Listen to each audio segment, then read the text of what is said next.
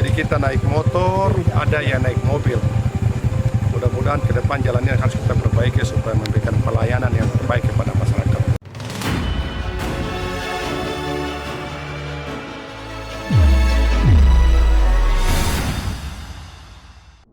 Sosok Bupati Kaimana, Freddy Tie, baru-baru ini jadi perbincangan. Selain kinerja bagusnya sebagai seorang pemimpin, Freddy juga memiliki sikap santun dan rendah hati yang membuat banyak orang kagum dan segan kepadanya. Salah satu buktinya, saat pria beragama Katolik ini mendapat sambutan yang sangat positif saat datang ke Ponpes Nuar, Bekasi. Saking santunnya, ia bahkan sempat menolak diarak di atas kursi oleh para santri yang ada di sana. Membuktikan kalau berbeda agama, namun beliau begitu dicintai oleh semua lapisan masyarakat. Orang Tionghoa pertama yang jadi bupati di tanah Papua, hingga digadang-gadang akan menjadi gubernur kulit putih pertama di Papua. Berikut 7 fakta karir, prestasi, dan kekayaan Bupati Kaimana Freddy Tie. Mari simak videonya, namun sebelum ke videonya, mari klik subscribe-nya dan nyalakan notifikasinya. 1. Masa sekolah. Dilahirkan di Kaimana pada 53 tahun yang lalu atau pada 20 Januari 1970, Freddy Tie menghabiskan masa sekolahnya sebagian besar di tanah kelahirannya. Ia pertama kali mengenyam pendidikan di SD YPPK Kaimana pada tahun 1977 sampai 1983. Setelah itu, ia melanjutkan studi ke SMP Katolik Manokwari dari tahun 1983 sampai 1986. Memasuki masa SMA, ia pindah ke kota Malang, Jawa Timur untuk bersekolah di SMA Negeri Malang pada tahun 1986 sampai 1989. Bakat kepemimpinan Freddy Tie terlihat di masa ini dengan menjadi ketua OSIS di SMA tersebut. 2. Jejak karir. Nama Freddy Tie mulai dikenal dunia politik setelah terpilih sebagai Ketua DPC Partai Demokrat Kabupaten Kaimana pada tahun 2007. 2 tahun kemudian, ia terpilih sebagai Ketua Dewan Paroki Katolik Kaimana sampai tahun 2012. Lalu di tahun 2010, ia menjadi anggota Gapensi, sebuah asosiasi jasa konstruksi nasional, sampai tahun 2012. Di tahun 2011, ia menjadi anggota Organisasi Kamar Dagang dan Industri Indonesia atau Kadin sampai tahun 2013. Singkatnya, ia yang kala itu berprofesi sebagai pengusaha maju di Pilkada Kabupaten Kaimana pada tahun 2020, berpasangan dengan Hasbullah Furwada dan diusung 6 partai.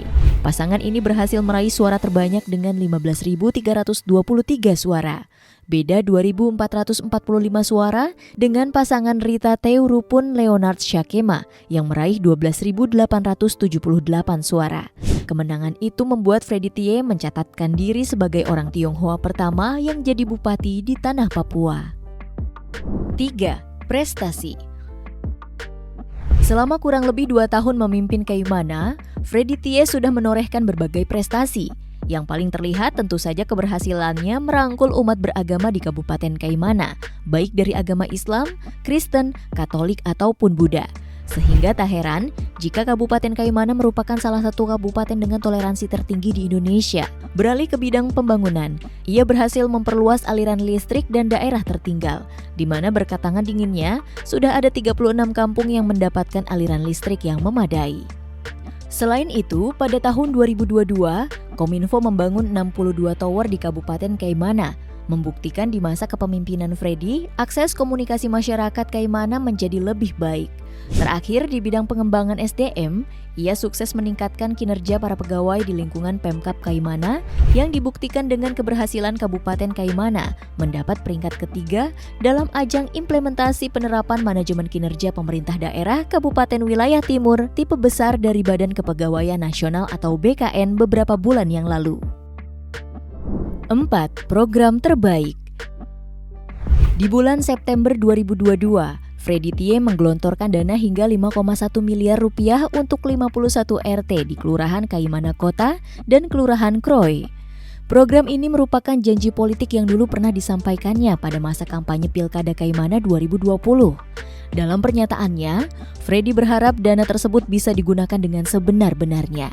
Menurutnya lagi, dana tersebut bisa dialokasikan untuk membersihkan dan memperindah lingkungan RT agar bisa mendukung program pariwisata yang digalakan pemerintah. Freddy juga menyebut kebijakan ini akan dievaluasi, bahkan kemungkinan dihentikan jika ada RT yang kedapatan melakukan korupsi bantuan tersebut. Selain itu, Freddy juga melakukan terobosan di bidang pendidikan. Ia menggratiskan pendidikan sampai jenjang SMA atau SMK bagi seluruh siswa di Kabupaten Kaimana. Ia tidak mau melihat ada murid yang putus sekolah karena tidak bisa membayar uang pendaftaran ataupun tidak punya biaya untuk menebus seragam. Program wajib belajar 9 tahun ini dikhususkan untuk sekolah negeri saja, di mana tahun 2023 Pemkab telah menganggarkan dari dana BOS reguler sebesar Rp21.010.340.000 untuk tingkat SD sampai SMP. Sementara untuk sekolah swasta, Freddy juga tak menutup mata. Siapapun siswa yang mengalami kendala biaya bisa mengkonsultasikannya ke Dinas Pendidikan agar bisa diselesaikan sebaik mungkin. 5. Kepribadian. Banyak yang bilang Freddy Tie merupakan Ahoknya Papua, namun dalam versi santun dan lemah lembut.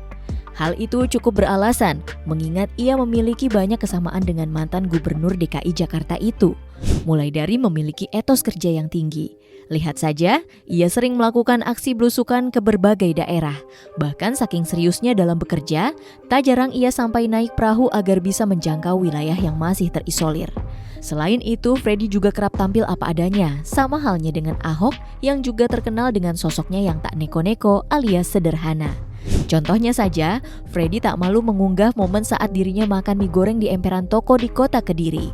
Dari video itu juga secara tidak langsung menunjukkan bahwa Freddy Tie merupakan pribadi yang bisa bersosialisasi dengan semua kalangan, baik orang dari kalangan atas hingga rakyat jelata.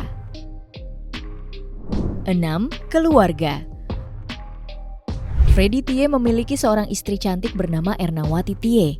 Mereka dikaruniai 4 anak, 2 anak laki-laki, 1 perempuan berusia remaja dan 1 perempuan yang beranjak dewasa. Kehidupan keluarga Freddy Tie memang jauh dari sorotan. Bahkan nama keempat anak sang bupati juga masih belum diketahui secara pasti. Namun yang jelas, keluarga Freddy Tie nampak harmonis. Malahan baik di akun IG ataupun Twitter, Freddy kerap memamerkan kebersamaannya dengan istri dan keempat anaknya. 7. Harta kekayaan. Pundi-pundi kekayaan Freddy Tie sebagian besar dari aset tanah dan bangunan. Bayangkan saja, ia memiliki 28 bidang tanah dan bangunan yang tersebar di Kabupaten Kaimana, Timika, Mojokerto, Surabaya, dan Jakarta dengan estimasi mencapai Rp13.718.000.000. Ia juga memiliki aset berupa alat transportasi dan mesin bernilai Rp1.230.000.000 dengan rincian 1 mobil Toyota Velfire minibus tahun 2009 berharga Rp850 juta dan 1 mobil Mitsubishi Pajero Jeep tahun 1900 berharga Rp380 juta. Kemudian ditambah dengan harta bergerak lainnya senilai Rp1.500 juta. Surat berharga dengan nilai Rp237.500.000 serta kas dan setara kas sebesar Rp992.675.779. Jika dijumlahkan, total kekayaan Freddy Tie mencapai Rp17,678 miliar. Dengan kapasitas dan kualitas yang dimiliki, Freddy mempunyai peluang yang sangat besar untuk menjadi gubernur kulit putih pertama di Papua jika ia mencalonkan diri pada pilkada mendatang. Kira-kira bagaimana menurut kalian guys? Jangan lupa tulis di kolom komentar and see you next video. Bye-bye!